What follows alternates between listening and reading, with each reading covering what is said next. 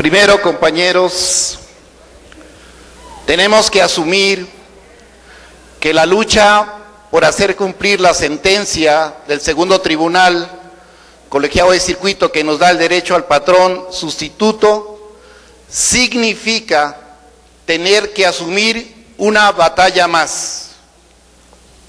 Eso es muy importante, asumir que tenemos que enfrentar una batalla más en nuestra ya larga lucha de resistencia.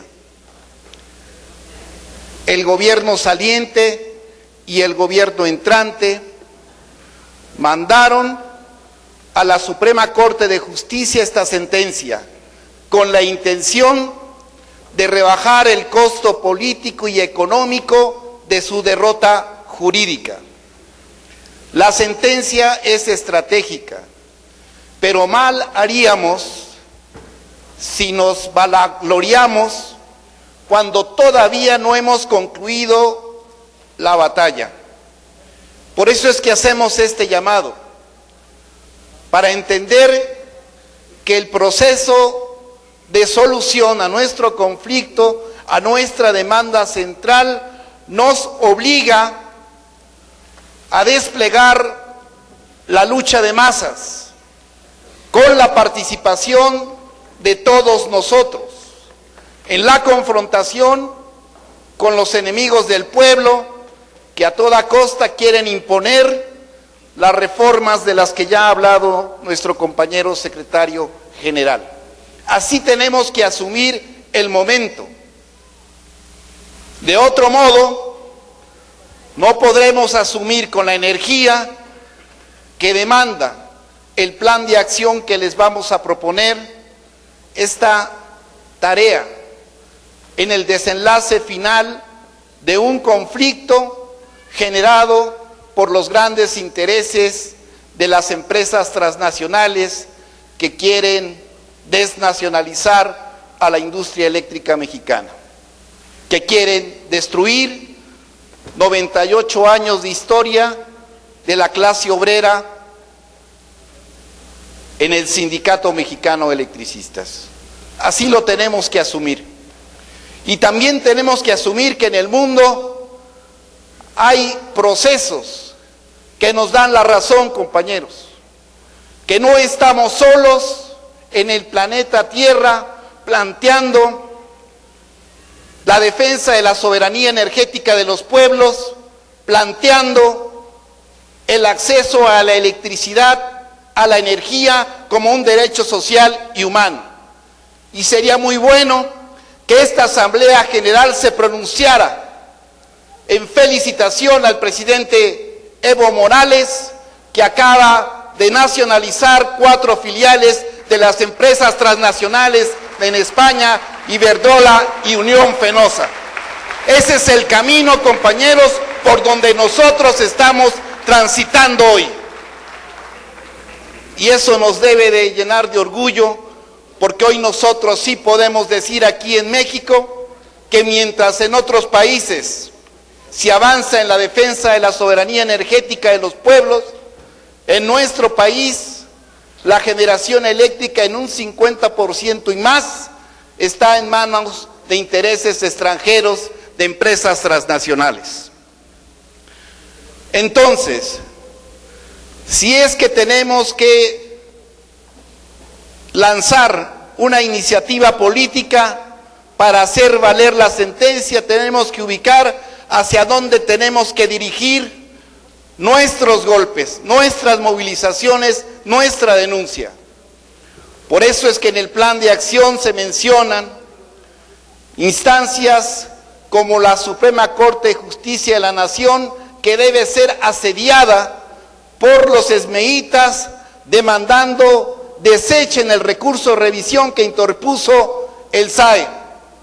Se menciona también a la Comisión Nacional de Derechos Humanos, que hasta ahora, después de que entregamos un documento en donde demandamos tome cartas en el asunto en contra de la nueva Ley Federal del Trabajo, no ha procedido a decir esta boca es mía.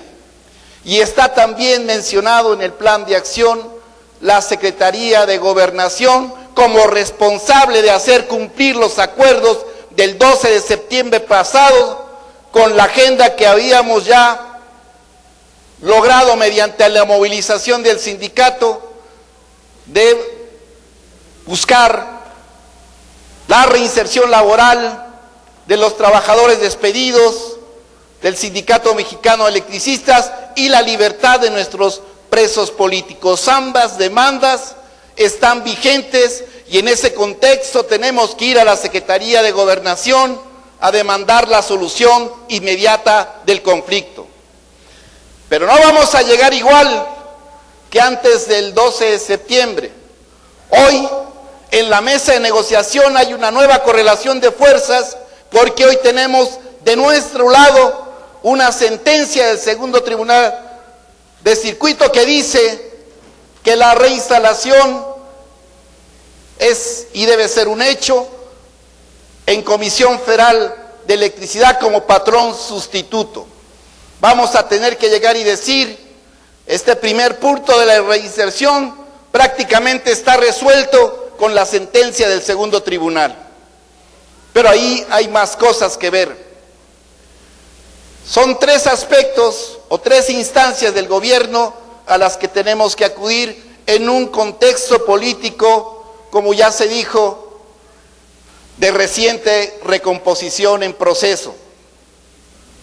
Hay un proceso de recomposición, nosotros lo hemos venido analizando desde hace meses, de cómo se están moviendo las fuerzas, por dónde están surgiendo las iniciativas, y el Sindicato Mexicano de Electricistas tiene una política que responde a la necesidad de rearticular las fuerzas de los trabajadores de frente a esta gran ofensiva del gran capital que ha impuesto sus intereses mediante el proceso electoral fraudulento, la imposición y una serie de aspectos que se están viviendo en todo el país, pero que generan nuevas contradicciones, que generan la reactivación de fuerzas sociales y políticas como la expresión del Ejército Zapatista de Liberación Nacional y la recomposición prácticamente de todas las fuerzas políticas del país. Los de la derecha, aunándose en torno a un pacto por México, dicen que no es otra cosa que un acuerdo para hacer avanzar las reformas lesivas a la población mexicana, que prácticamente significan el desmantelamiento de la Constitución mexicana. Yo no diría regresión, sino prácticamente la vía de la contrarrevolución a partir de estas reformas estructurales neoliberales. En ese contexto vamos a librar la batalla definitiva, y nosotros tenemos política para hacer de este escenario una forma de fortalecer a nuestro movimiento, encontrar la forma de cómo fortalecer a nuestro movimiento. Tenemos esta iniciativa de los amparos en contra de la nueva ley. Y esta iniciativa nos debe permitir aglutinar a un conjunto de fuerzas. Ya se mencionó que ha sido la Convención Nacional Sindical que agrupa a fuerzas disímbolas, y nosotros no engañamos a nadie. Allí hay diferentes fuerzas con diferente origen, diferente alcance en sus movilizaciones, pero nos parece que hoy es una forma de desequilibrar incluso a organizaciones sindicales que no se habían expresado durante la fase de resistencia política de masas a la reforma laboral.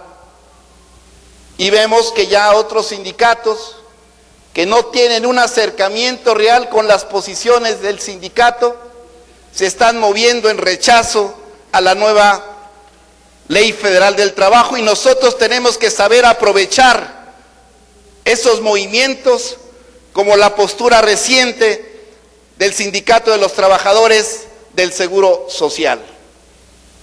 al mismo tiempo que le damos continuidad y reactivación a lo que hemos venido planteando como fórmulas para recomponer la fuerza de la clase trabajadora en México, como la nueva Central de Trabajadores.